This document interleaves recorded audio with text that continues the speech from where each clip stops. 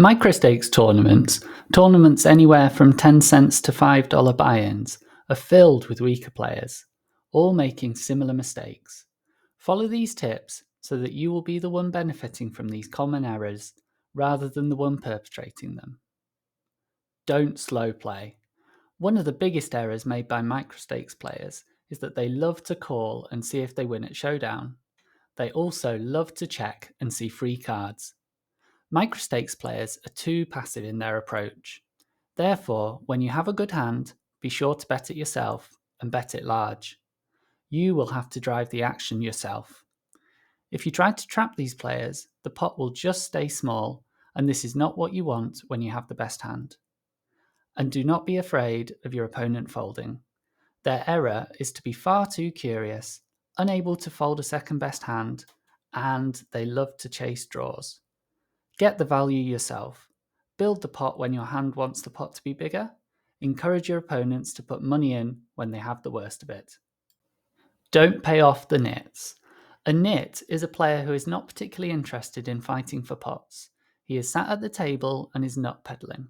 He's waiting to have the best of it and then put his money in. This style can be very profitable at the MicroStakes because of MicroStakes players' tendency to not be able to fold. Many of the players at your tables will be nits. They will often still struggle to fold and are very passive, so you should still not slow play versus them. They are, however, tighter than many of the other players, and therefore might be slight winners in the games. They are only able to win, however, because their opponents call them regularly, despite the fact that they almost never bluff. Do not pay off the nits. Force them to earn your money. If you have a hand which does not beat any other hands that your opponent may be confidently betting, then just fold. They are not bluffing enough. The bigger they bet, the more likely that their hand is nutted. Make big folds and be proud that this is what is allowing you to crush the nitty players. You should get in the habit of folding marginal or second best holdings post-flop anyway. Even the looser players at MicroStakes are generally only loose pre-flop and loose through calling post-flop. The minute you start to see players betting and raising post-flop, you should go into folding mode almost instantly. And no fancy plays.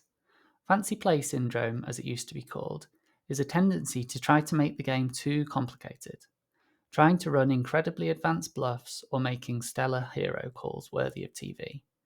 There is absolutely no need to make these plays at MicroStakes.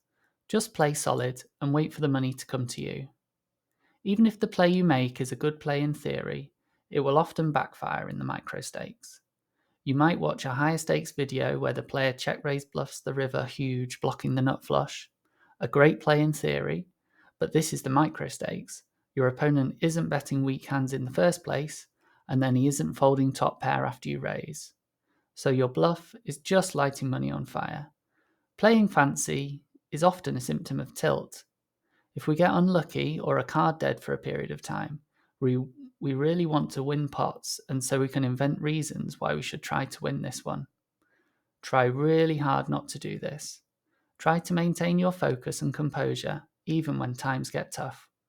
Play simple, play solid, play smart, and win all of the money. As always, if you have any questions related to this topic or any questions at all, I offer a free coaching service in the VIP Grinders Discord server. Feel free to come in and ask anything you like. I look forward to seeing you there.